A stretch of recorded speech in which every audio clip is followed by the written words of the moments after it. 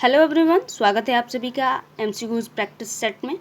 ठीक है, ये area coordinator and community coordinator की आपकी जो प्रैक्टिस सेट होती है, जो क्लास होता है उसका शाम को आपको प्रैक्टिस सेट मिलता है, तो वही प्रैक्टिस सेट ये है। तो चलिए स्टार्ट करते हैं। ये आपका जो टॉपिक आज सुबह की जो आपकी क्लास हुई है उसी टॉपिक पे ये 20 प्रश्न यहाँ पे रखे गए हैं। ठीक है, और एंड में आपको बताना भी होता है कि आपने 20 में से कितने प्रश्नों को सही किया है। आज की क्लास के आधार पर ये प्रश्न होते हैं। ठीक है, तो चलिए स्टार्ट करते हैं। पहला प्रश्न कह रहा है कि कैश बुक का मुख्य उद्देश्य क्या होता है। जो कैश बुक होता है उसका मेन जो पर्पज होता है वो क्या होता है। तो पहला कह रहा है, ऑप्शन पहले दे रहा है कि समूह के सदस्यों की सूची बनाना होता है। दूसरा ऑप्शन कह रहा है कि नकद प्राप्तियों और भुगतानों को रिकॉर्ड करना होता है। तीसरा कह रहा है कि केवल सदस्यों द्वारा दिए गए ऋणों का विवरण या जो ऋणों को दर्ज करना होता है। और चौथा कह रहा है कि समूह की बैठक का विवरण लिखना होता है। तो आपने जो क्लास पढ़ी है, आज की जो सुबह की क्लास हुई है, तो आई होप आपको पता होगा कि जो कैश बुक होता है उसमें क्या किया जाता है। तो सभी ऑप्शन नंबर बी, सभी नकद प्राप्तियों और भुगतानों का इसमें रिकॉर्ड रखा जाता है।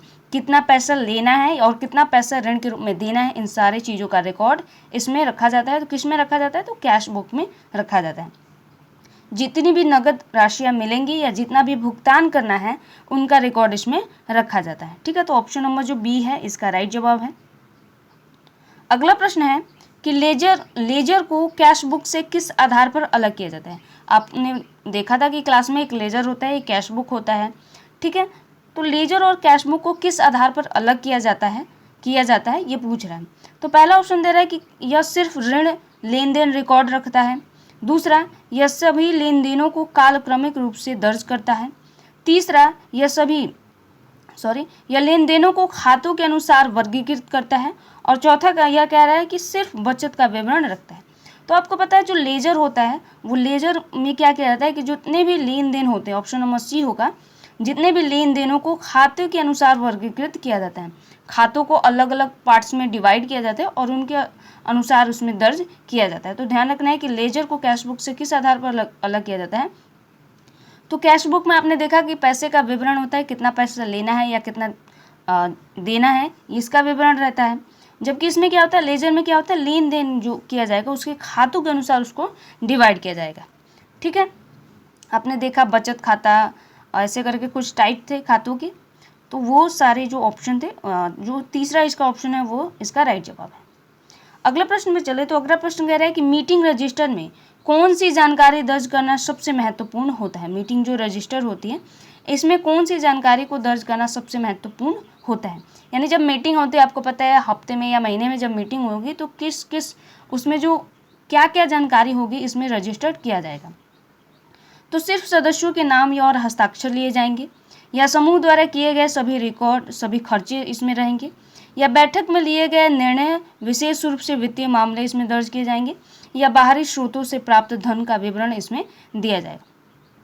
तो आपको पता है जो मीटिंग रजिस्टर होती है तो मीटिंग का डेट वगैरह सारी चीज़ों उसमें रहते हैं। उसके साथ साथ बैठक में लिए गए जो भी निर्णय लिया गया है विशेष रूप से वित्तीय मामलों को उसमें दर्ज करना अनिवार्य होता है। ठीक है, तो मीटिंग रजिस्टर में कितने सदस्य सम्मिलित हुए, उनके नाम, उनके हस्ताक्षर वगैरह लिए जाते हैं। ठीक है, और क्या क्या मामले, क्या क्या चीज़ें उसमें डिस्कस की गई, वो सारी विवरण भी इसमें होते हैं। तो ऑप्शन नंबर जो सी है इसका राइट जवाब है। अगला प्रश्न कह रहा है कि किस रजिस्टर का उपयोग यह ट्रैक करने के लिए किया जाता है कि प्रत्येक सदस्य ने कितनी बचत जमा की है। ठीक है, तो कैश बुक में किया जाता है, लोन रजिस्टर में किया जाता है, बचत रजिस्टर में किया जाता है, या मीटिंग रजिस्टर में किया जाता है।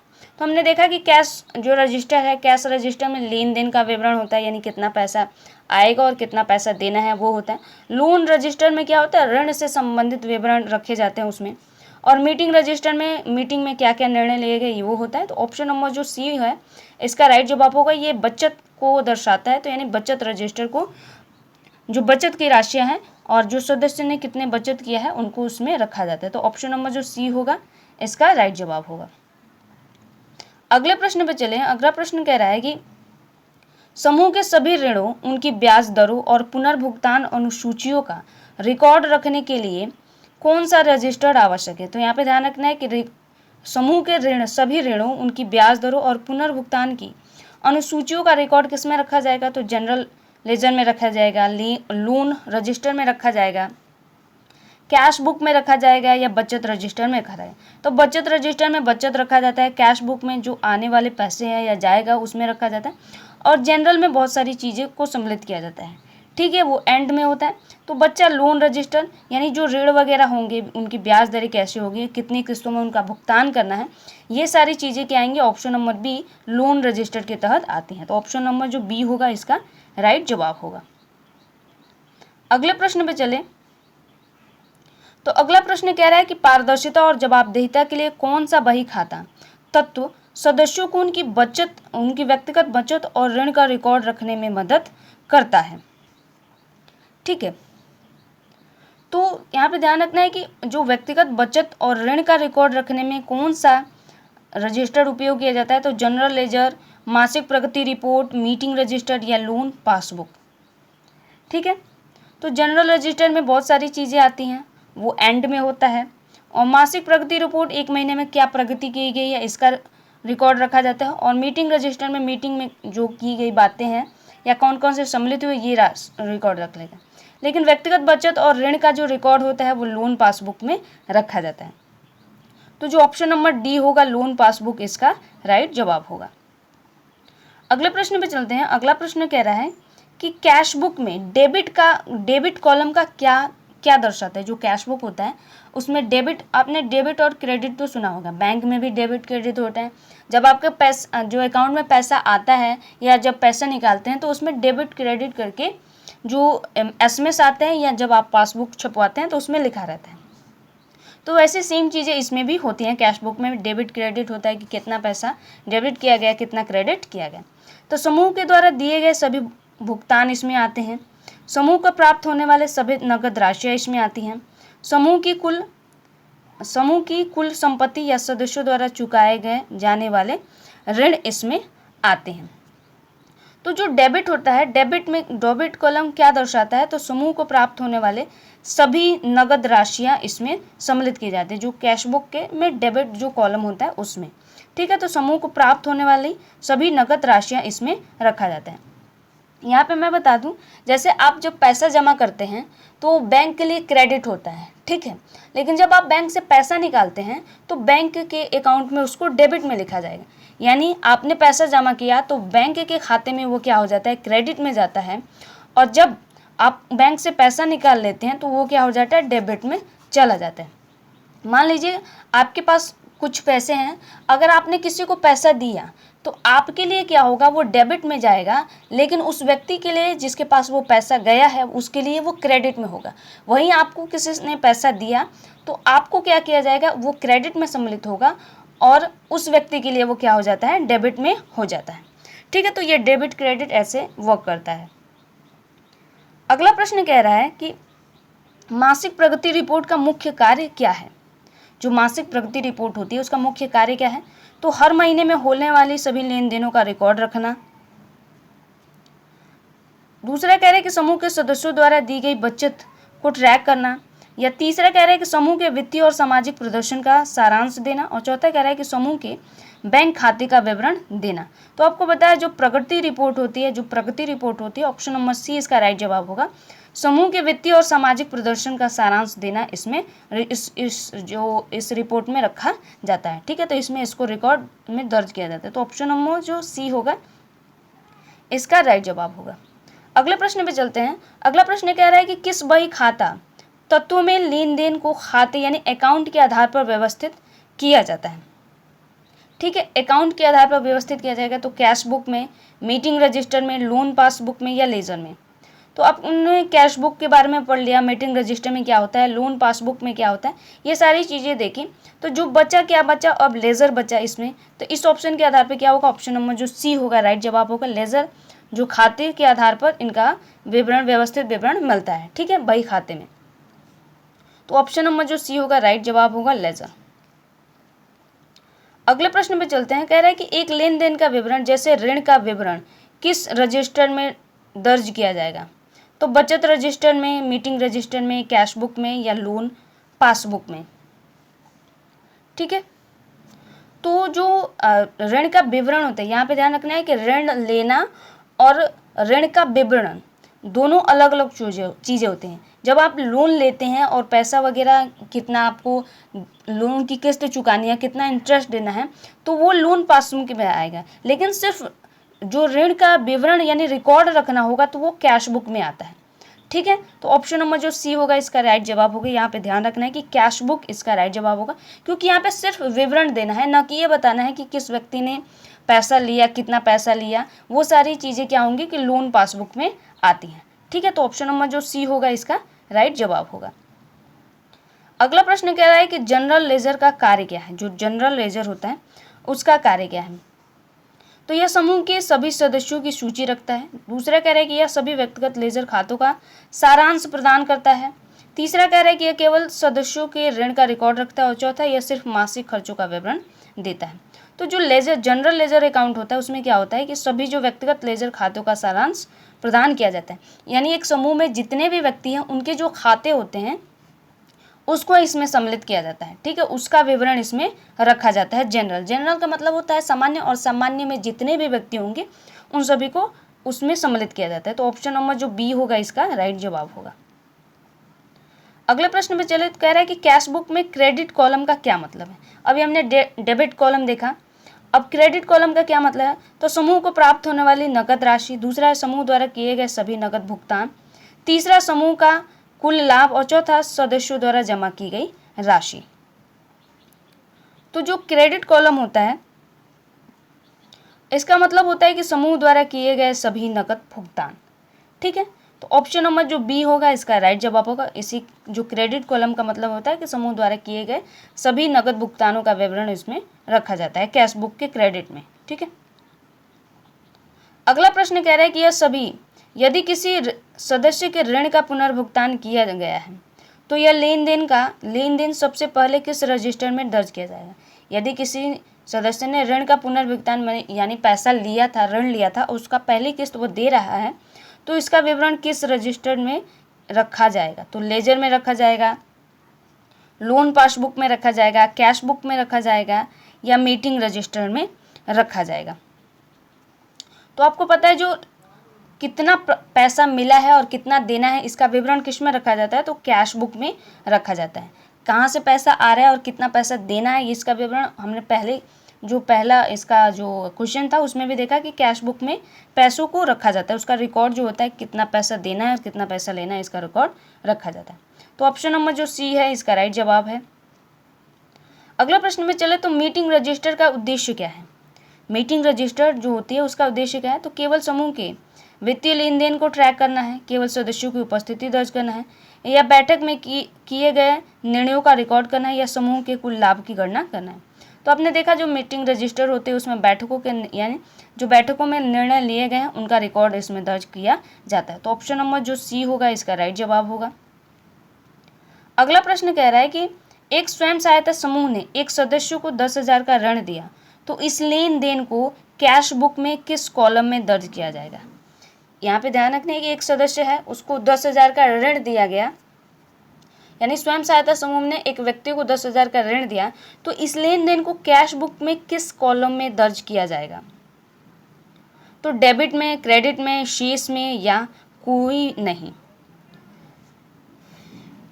तो इसको क्या किया जाएगा, इसको शेष में रखा जाएगा। ठीक है, क्योंकि जो पैसा ये शेष में है क्यों रखा जाएगा, क्योंकि ये शेष बचा हुआ है, इसको पैसे को वापस लेना है। तो जो ऑप्शन नंबर सी है इसका राइट जवाब होगा option number C. Sorry 1 minute,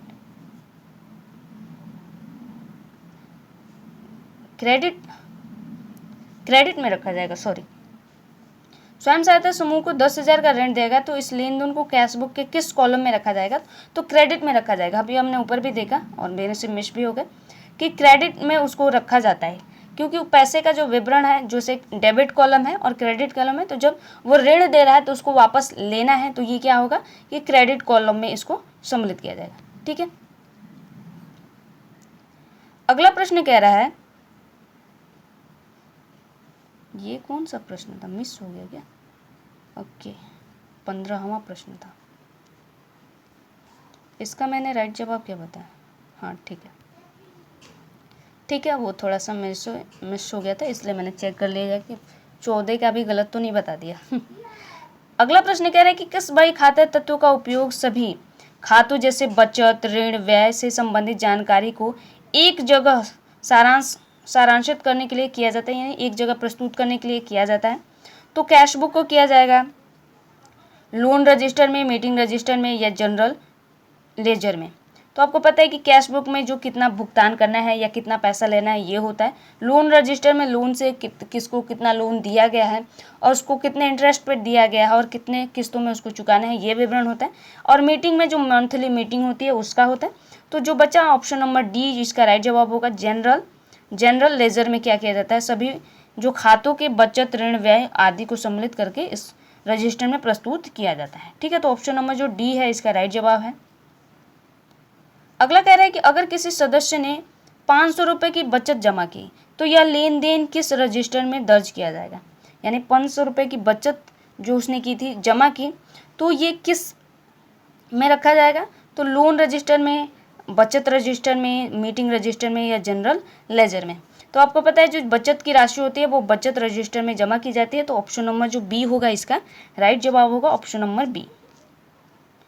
अगला प्रश्न कह रहा है कि भारत समूह में पारदर्शिता और जवाबदेहिता सुनिश्चित करने के लिए बही खाता क्यों महत्वपूर्ण है, यानी पारदर्शिता और जवाबदेहिता सुनिश्चित करने के लिए बही खाता जो है उसमें विवरण जो रखे गए हैं उसका रिकॉर्ड रखना क्यों जरूरी है।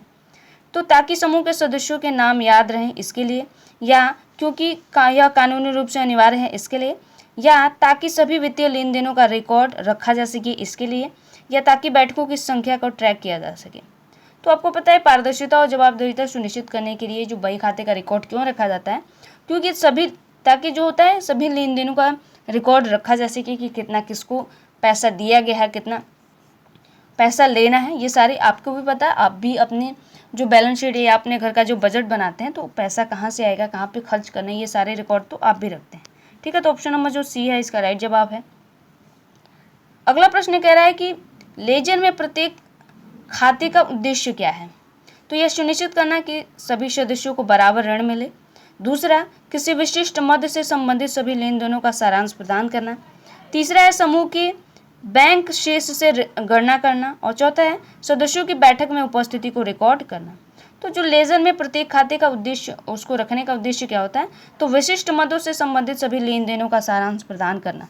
तो ऑप्शन नंबर जो बी है इसका राइट जवाब है। और आज का हमारा ये अंतिम प्रश्न है, कह रहा है कि कैश बुक में शेष यानी बैलेंस कॉलम का क्या, बैलेंस कॉलम जो होता है वो क्या दर्शाता है, तो समूह की कुल बचत दर्शाता है, प्रत्येक दिन के अंत में समूह के पास उपलब्ध राशि दर्शाता है, या समूह द्वारा कुल वितरित किया गया ऋण दर्शाता है, या सदस्यों द्वारा चुकाए जाने वाले ब्याज की कुल राशि को दर्शाता है। ठीक है, तो कैश बुक जो होता है आपको पता है उसमें जो शेष होता है यानी आपने एक दिन में जो खर्च किया कितना, ऑप्शन नंबर बी होगा, प्रति दिन के अंत में समूह के पास उपलब्ध जो नकद राशि है यानी कितना पैसा उसके पास बचा, इसको दर्शाने का काम ये करता है। तो ऑप्शन नंबर जो बी है इसका राइट जवाब है, ऑप्शन नंबर बी इसका राइट जवाब। तो ये आपके 20 प्रश्न खत्म हो चुके हैं। अब आपको बताना है कि आपने 20 में से आज की जो सेशन है उसमें से कितने प्रश्नों को सही किया है। अगर आपके जो प्रश्न गलत हो रहे हैं तो एक बार ज़्यादा रिवीजन करने की कोशिश कीजिए। मैं बार बार कहती हूँ कि जितना आप रिवीजन करेंगे उतनी क्लैरिटी आएगी और उतने ही ज़्यादा प्रश्न आपके सॉल्व होंगे। ठीक है, तो जो क्लासेस कराई जा रही हैं, जो नोट्स आपको प्रोवाइड कराए जा रहे हैं उनको बार बार देखिए। ठीक है, क्लासेस जो अटेंड करते हैं क्लास नोट्स ज़रूर बनाइए, ताकि आप अपने हाथ से जो क्लास नोट्स हम बनाते हैं उससे हमें पता चलता है कि हमने क्या लिखा है, क्यों लिखा है। ठीक है, और उसका जो रिवीजन होता है वो रिवीजन करना भी ईजी होता है। जिससे क्या होगा, जब आप बार बार रिवीजन करेंगे एक ही चीज़ को बार बार जब हम पढ़ते हैं तो क्लैरिटी आती है, और क्लैरिटी जब आएगी तो प्रश्नों की जो प्रश्न आपके अभी गलत हो रहे हैं वो भी सही होने लगेंगे। ठीक है, तो आज की क्लास आपको कैसी लगी कमेंट में ज़रूर बताइएगा। मिलते हैं अगले क्लास में गाइस, तब तक के लिए धन्यवाद।